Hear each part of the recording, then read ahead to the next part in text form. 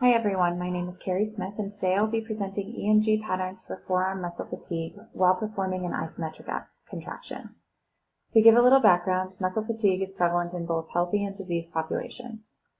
Different muscle types, different illnesses or disorders, and different contraction types can lead to slightly different EMG patterns. With fatigue, EMG amplitude has typically been shown to increase while frequency of the EMG decreases.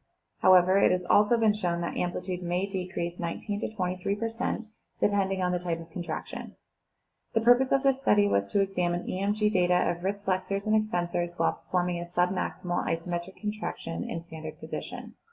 It was hypothesized that flexors will fatigue more rapidly than wrist extensors, shown by an increase in amplitude. We had 8 students of Doctor of Physical Therapy school at Regis University volunteer for this study. There were 2 females and 6 males ages 22 to 26. Subjects were apparently healthy and had no pre-existing forearm injuries or neurological deficits. In the interest of time, I'm going to give a very brief overview of the methods we followed.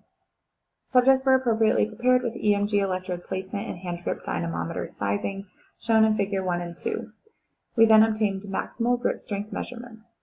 Subjects then held 25% of this maximal grip strength for as long as possible. We recorded peak EMG for extensors and flexors, as well as the force every 15 seconds. With our data, I calculated percent RVC for all amplitude data, as well as mean and standard deviation between the subjects.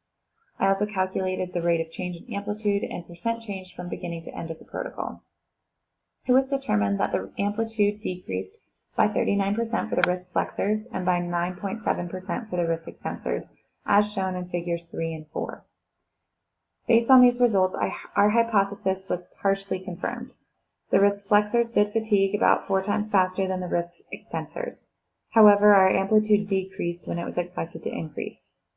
Flexors may have had a greater contribution to maintaining the force on the dynamometer, leading to a more dramatic decrease in amplitude. There is some inconsistency in the literature about expected amplitude associated with fatigue.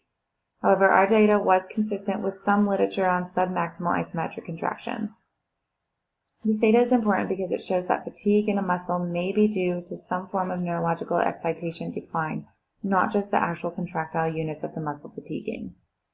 Clinicians should understand that fatigue is caused by multiple factors, such as muscle damage or neural contributions. Various conditions such as cerebral palsy may lead to excessive activation in the muscles, which may have a different pattern of fatigue.